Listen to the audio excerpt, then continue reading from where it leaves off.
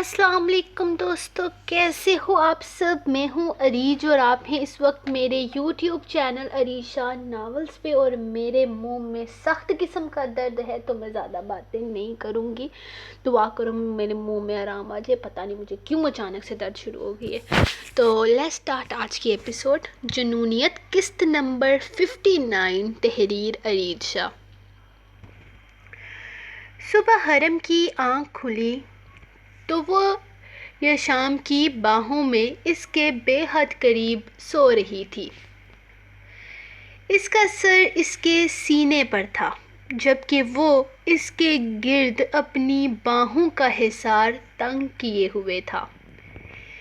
इसने सर उठाकर इसके चेहरे को देखा, जहां दुनिया जहान का सुकून था।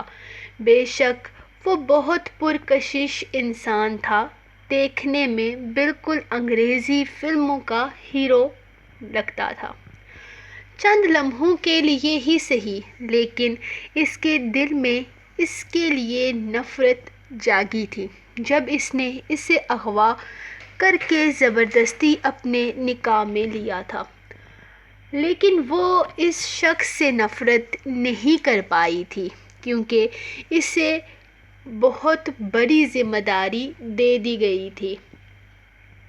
इसके दादा जान ने इसके नाजुक कंधों पर बहुत बोझ डाल दिया था। इसके साथ इसे रुखसत करते हुए उन्होंने कहा था कि अब से तुम सिर्फ इस इंसान की हो, इससे मोहब्बत करना तुम्हारी ज़िम्मेदारी है और फ़र्ज़ भी। और फिर दादा जान ने इससे वादा भी तो लिया था, जिसे इसने पूरा करना था। दुनिया में आसान तो कुछ भी नहीं था, लेकिन इसे यकीन था वो दादा जान से किया हुआ वादा ज़रूर पूरा करेगी, क्योंकि यशाम अहमर इसे अपनी सांसों से भी ज़्यादा चाहता था। इस तरह खुद को देखने की वजह जान सकता हूँ मैं। इतनी अच्छी तो तुम हो नहीं कि तुम ये नज़र मुझसे मोहब्बत जताने की खातिर मुझ पर मरकूज़ किए हुए हो। वो बंद आँखों से बोला तो हरम ने इसे देखा।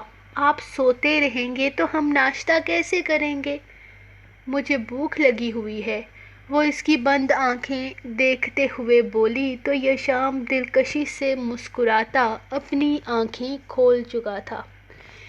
क्या मैं ही सारी ज़िंदगी तुम्हें नाश्ता करवाता रहूँगा? खुद कुछ करने का इरादा नहीं है तुम्हारा? मेरे ख्याल में तुम्हें खाना बनाना सीखना चाहिए। अब शादीशुदा हो चुकी हो तुम, और कल रात के बाद तुमने जो मेरे जज्बात को बेलगाम किया है, मैं जल्द ही अपने रिश्ते को आगे बढ़ाने के बारे में सोच रहा हूँ। इसकी कमर में बाजू हमाइल करते वो इसे अपने करीब कर गया था। इसने नोट किया था इसके करीब करने या फिर इसके पास आने पर वो किसी तरह का एहतजाज नहीं करती थी, लेकिन वो कांप जाती थी इसकी शिद्दतों को महसूस करते हुए। कल रात जो इसकी हालत हुई थी, इसे सोचकर वो मुस्कुरा दिया था। सुबह सुबह मुझसे कोई काम नहीं होता। मैं नाश्ता नहीं बनाऊंगी, लेकिन मैं अपने हाथों से नूडल्स बनाऊंगी लंच में। मैं नूडल्स नहीं खाता। इसने एक ही झटके में इसे बेड पर गिराते हुए खुद इस पर अपना साया सा बना लिया था। वो बहुत मज़े के होते हैं। कल मैंने आपको खिलाया था ना, वो ज़्यादा तीखा नहीं था, लेकिन अगर इसको ज़्यादा तीखा बनाओ तो बहुत मज़े का बनता है। वो जैसे हर हाल में इसे नूडल्स खिलाना चाहती थी। जान, हम कुछ और भी तो खा सकते हैं, ज़रूरी नहीं कि जो तुम्हें बनाना आता है सिर्फ वही खाएं। तुम कुछ और बनाना सीख सकती हो। वो समझ चुका था कि इसे नूडल्स के अलावा और कुछ बनाना नहीं आता, इसीलिए वो इसे नूडल खाने पर मना रही है। मेरा नाम जान नहीं हरम है, वो मुंह बसोर कर बोली। جی حرم جان، میں جانتا ہوں۔ وہ ہر بار کی طرح بولا تو حرم کو ہنسی آ گئی۔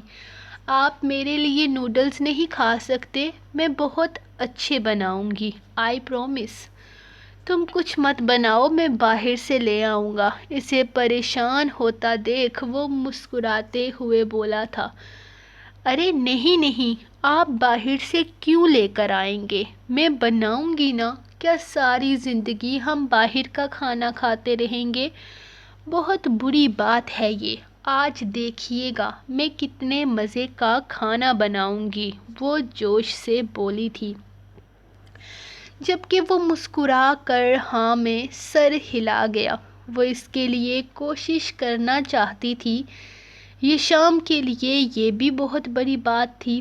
ٹھیک ہے، تم دوپہر کا کھانا بنانا، میں ذرا ناشتے کا انتظام کر کے آتا ہوں۔ وہ اس کا ماتھا چومتے ہوئے اٹھا تھا، جبکہ وہ اس کے ساتھ ہی اٹھ کر باہر آنے لگی تھی۔ یہ لوگ یہاں کیوں آئے ہیں؟ ساگر ان کا ادھر آنا جانا بند کروائیں، مجھے خوف آتا ہے۔ ہم اپنے ماضی کو پیچھے چھوڑ آئے ہیں نا، ہمیں ان لوگوں سے کوئی تعلق نہیں رکھنا چاہیے۔ مجھے ڈر لگتا ہے۔ وہ آج چوتھی بار ان کے گھر ان سے ملنے کے لیے آئے تو ان کے جانے کے بعد افشین نے ساگر سے کہا تھا، افشین کیا ہو گیا ہے؟ وہ ہمارے اپنے ہیں، ہم سے ملنے آتے ہیں، اپنا خون کھینچتا ہے انہیں اپنی طرف، اور انہوں نے کہہ تو دیا ہے کہ وہ یہ بات کسی کو نہیں بتائیں گے کہ ہم سے ان کا کسی بھی طرح کا کوئی رابطہ ہے۔ تم فضول میں گھبرا رہی ہو۔ وہ محبت سے اسے سمجھا رہا تھا، لیکن افشین کچھ بھی سمجھنے کو تیار نہیں تھی۔ ساگر ان کا روز آنا مجھے گھبراہٹ میں مبتلا کرتا ہے۔ آپ سمجھنے کی کوشش کریں۔ مجھے لگتا ہے یہ لوگ میری ہنستی کھیلتی زندگی خراب کر دیں گے۔ کیا آپ نہیں جانتے یہ لوگ کتنے خطرناک ہیں؟ افشین میں جانتا ہوں، میں سب کچھ جانتا ہوں، لیکن تمہیں گھبرانے کی ضرورت نہیں۔ وہ ہمارے اپنے ہیں، اور اپنے کبھی اپنوں کا برا نہیں چاہتے۔ یہ خون کی کشش ہے جو انہیں یہاں کھینچ لاتی ہے، اور ردم سے کتنی محبت کرتے ہیں وہ لوگ۔ ان سب چیزوں کے بارے میں مت سوچو، تم صرف ہمارے ہونے والے بچے کا خیال رکھو، اور تمہیں کسی طرح کی ٹینشن میں پڑنے کی ضرورت نہیں ہے۔ ساگر محبت سے اسے سمجھا رہا تھا، لیکن بہت کوشش کے باوجود بھی افشین اپنا ڈر کم نہ کر پائی تھی۔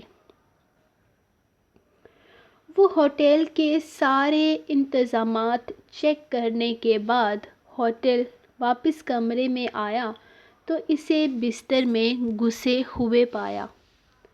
اب یقیناً تم سونے کے فضول قسم کے ڈرامے کرنے والی ہو۔ دیشم مت کرو، اس کی ضرورت نہیں ہے۔ فی الحال میں تم سے اپنے حق وصول کرنے کا کوئی ارادہ نہیں رکھتا، اس لیے تمہیں میرے سامنے یہ ڈرامے کرنے کی ضرورت نہیں ہے۔ بالکل بے فکر ہو جاؤ۔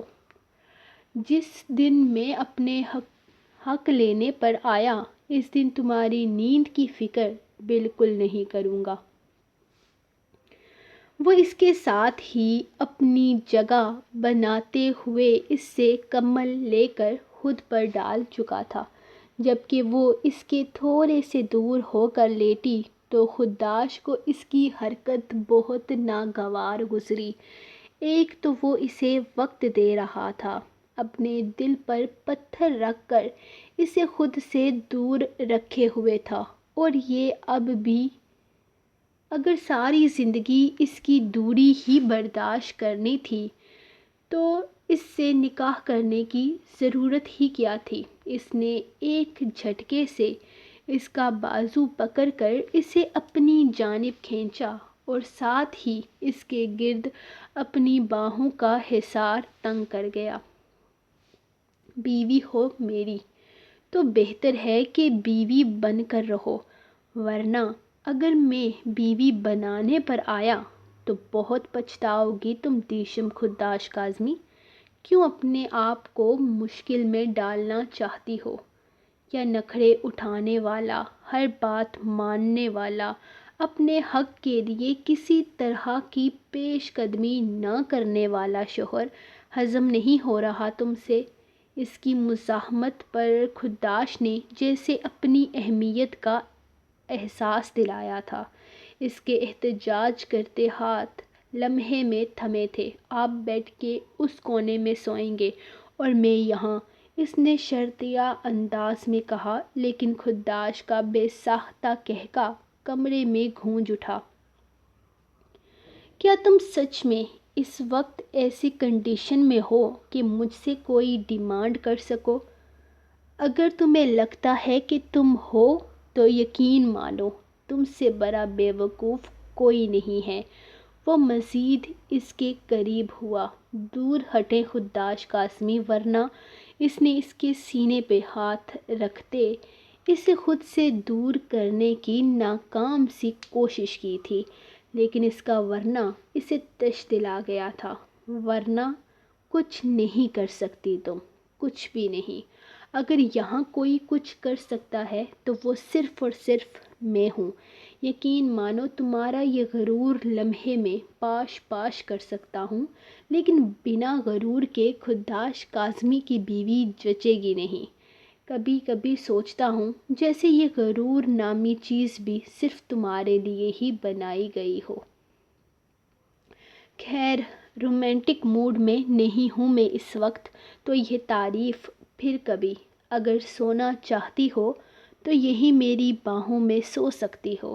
اگر جاگنا چاہتی ہو تو اس دلکش رات کو مزید دلکش بنانے کے لیے میں تمہارا بھرپور ساتھ دوں گا۔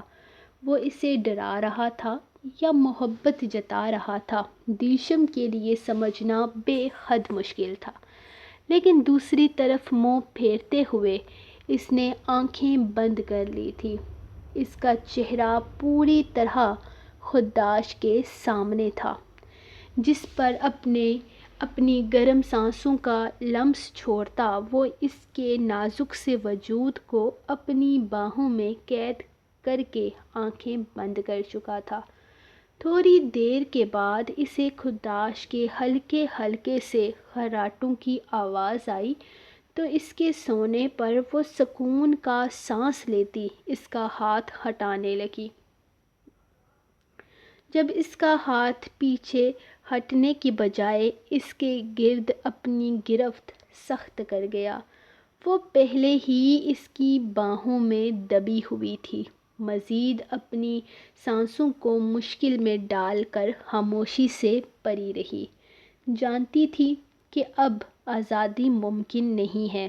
آنکھیں بند کرتے ہوئے وہ سونے کی کوشش کرنے لگی تو خداش کے لبوں پر گہری مسکراہٹ آئی۔ بہت ضدی تھی یہ لڑکی، لیکن خداش کو اپنی محبت پر پورا یقین تھا کہ وہ اسے جیت لے گا۔ یہ کیا بکواس کر رہے ہو تم ثاقب؟ ایسا نہیں ہو سکتا۔ احمر ہمیں دھوکہ نہیں دے سکتا۔ وہ ہماری اجازت کے بنا کسی سے شادی نہیں کر سکتا۔ ہم نہیں مانتے اس طرح کی کسی شادی کو۔ احمر کی بیوی ایک خاندانی لڑکی ہوگی اور اس کا تعلق ہمارے خاندان سے ہوگا۔ ہم کسی باہر کی لڑکی کو احمر کی بیوی نہیں مانتے۔ آج کل کی لڑکیاں دولت کے لیے کسی بھی حد تک گزر سکتی ہیں۔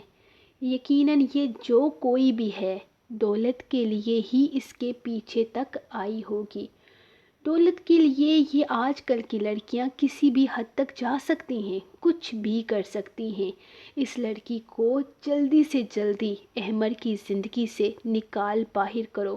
احمر کی شادی وہیں ہوگی جہاں ہم نے طے کر رکھی ہے۔ وہ اس بارے میں بہت پہلے سے ہی جانتا ہے، تو ایسی غلطی کیسے کر سکتا ہے؟ ہمیں یقین نہیں آ رہا کہ ہمارا سب سے قابل بیٹا اس حد تک چلا گیا۔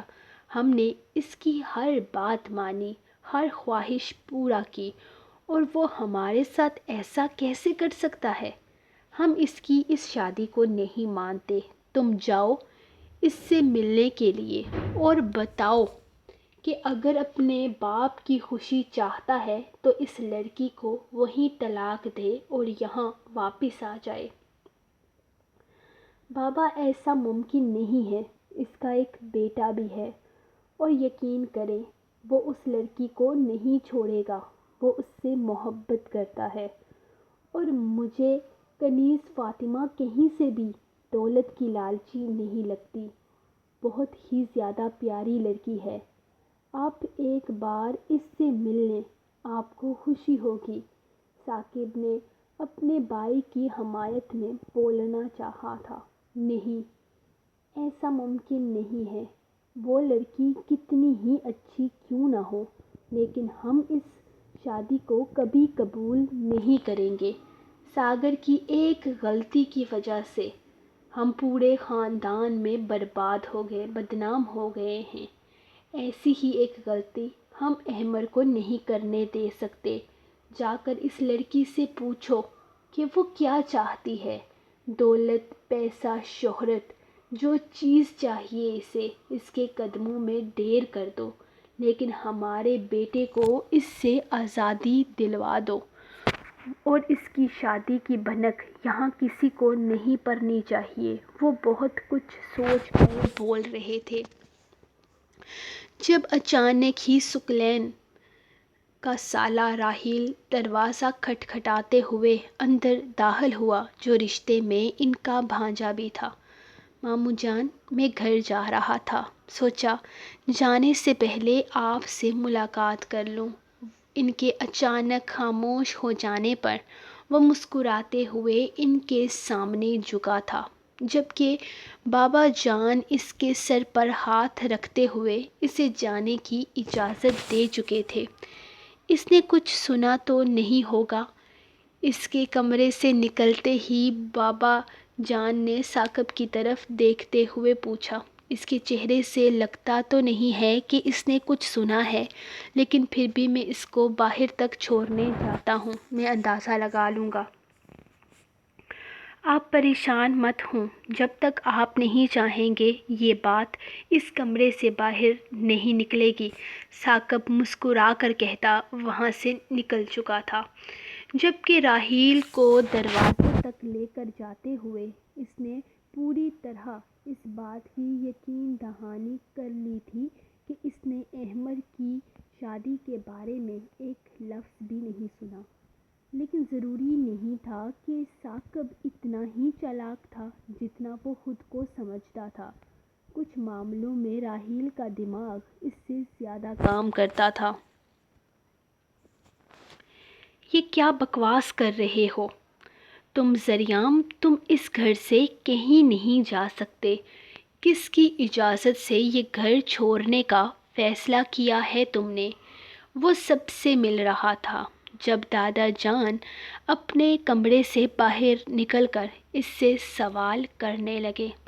سوری دادا جان، ڈاکٹر نے کہا ہے کہ میری بیوی کی طبیعت کافی خراب ہے، اسے ٹینشن سے دور رکھا جائے، اور میں اسے اس گھر میں نہیں رکھ سکتا جہاں سوائے ٹینشن کے اور کچھ بھی نہیں۔ میری بیوی کو پرسکون ماحول چاہیے۔ میں اپنے بچے اور اپنی بیوی کی صحت پر کسی طرح کا رسک نہیں لے سکتا۔ وہ بڑے ہی سکون سے بولتا دادا جان کا ضبط آزما گیا تھا۔ جتنی نفرت انہیں اس بے زر سی لڑکی سے تھی، اتنی ہی ان کا پوتا اسے اہمیت دے رہا تھا، اور یہ بات انہیں ہرگز پسند نہیں تھی، لیکن وہ کچھ بھی کر نہیں پا رہے تھے۔ کیا تکلیف ہے اسے یہاں پر؟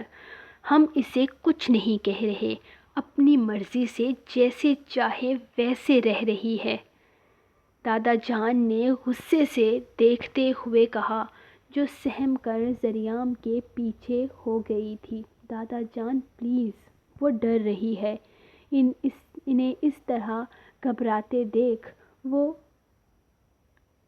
انہیں ٹوک گیا تھا، جس پر وہ اسے گھور کر رہ گئے۔ دادا جان، میں کسی طرح کی بحث نہیں کرنا چاہتا۔ میں اپنی بیوی کو ایک اچھا ماحول دینا چاہتا ہوں، سو جا رہا ہوں یہاں سے۔ پریشان مت ہوں، ہمیشہ کے لیے نہیں جا رہا۔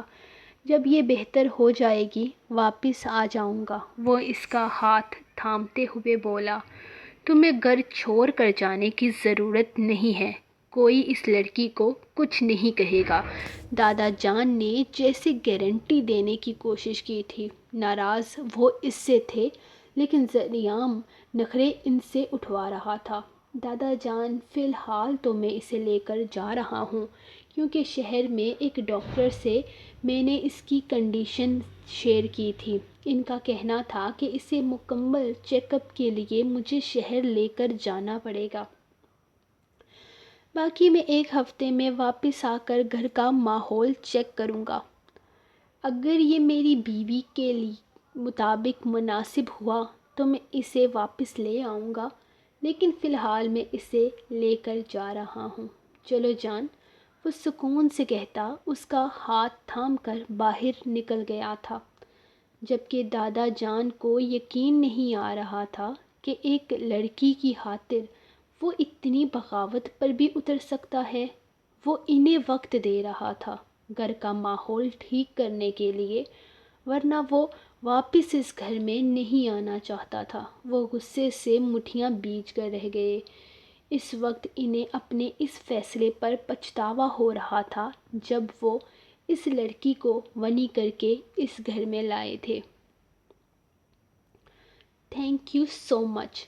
مجھے تو لگا تھا کہ تم اس سائٹ کا رستہ بھول گئے ہو، پھر میں نے سوچا کہ تم بہت ڈھیٹ ہو۔ ایسا نہیں ہو سکتا۔ ہو سکتا ہے تمہارے پاس میرے لیے کچھ لانے کے پیسے نہ ہوں۔ وہ اس کے ہاتھ سے چاکلیٹ کا ڈبہ لے کر روم فریزر میں رکھنے کے بعد آئس کریم کھانے لگی تھی۔ تم مجھے بھی آفر کر سکتی ہو۔ وہ اسے اکیلے اتنا بڑا بول بنا آفر کے کھاتے دیکھ کر بولا، جس راستے سے تم آئے ہو اس راستے میں اور بھی دکانیں ہوتی ہوں گی آئس کریم کی، وہاں سے اور لے کر کھا لینا۔ اور بتاؤ نانا جان کیسے ہیں؟ مجھے یاد تو کرتے ہوں گے۔ وہ موضوع بدل چکی تھی، جبکہ وہ اسے آئس کریم کی آفر نہ کرتے دیکھ خود ہی اس کے ہاتھ سے چمچ لے چکا تھا۔ کتنے بھوکے ہو تم؟ میرے لیے لے کر آئے تھے نا؟ اسے اس کا انداز بالکل پسند نہیں آیا۔ ایسا ہی ہوں میں، اور ایسے ہی شخص کے ساتھ تمہیں ساری زندگی گزارا کرنا ہے۔ اچھا ہے، ابھی سے شیئرنگ سیکھ جاؤ۔ اور دادا جان بالکل ٹھیک ہیں، تمہیں بہت یاد کرتے ہیں۔ تمہارا آگے کیا کرنے کا ارادہ ہے؟ پیپرز تو ہو گئے ہیں نا تمہارے؟ وہ موضوع بدل چکا تھا، جبکہ وہ مزید آگے نہ پڑھنے کے بہانے دے رہی تھی، لیکن اس کے بہانے اسے قابل قبول نہیں لگ رہے تھے۔ وہ چاہتا تھا کہ ردھم اپنی پڑھائی جاری رکھے، لیکن وہ بھرپور بحث کے موڈ میں تھی۔ سارا دن اپنی کیٹی سے باتیں کرتے یا پھر اس کمرے میں رہتے وہ کافی بور ہو جاتی تھی، لیکن شائزم کا آنا اسے خوش کر دیتا تھا۔ چھپ کر ہی صحیح، لیکن وہ اس کے لیے آتا ضرور تھا۔ سو گائز، یہ رہی آپ کی ایپیسوڈ، جو کہ میں نے بہت سلولی پڑھی ہے کیونکہ میرے منہ میں بہت درد ہو رہا ہے۔ تو ملتے ہیں ہم نیکسٹ ایپیسوڈ میں انشاءاللہ کل۔ تو تب تک کے لیے اپنی رائٹر کو دیں اجازت، لائک کریں، کمنٹ کریں، شیئر کریں اور ریویوز دیں گروپ میں، جو کرنا ہے کریں، اور چینل کو سبسکرائب لازمی کریں۔ تو ملتے ہیں نیکسٹ ایپیسوڈ کے ساتھ، تب تک کے لیے اجازت، اللہ حافظ۔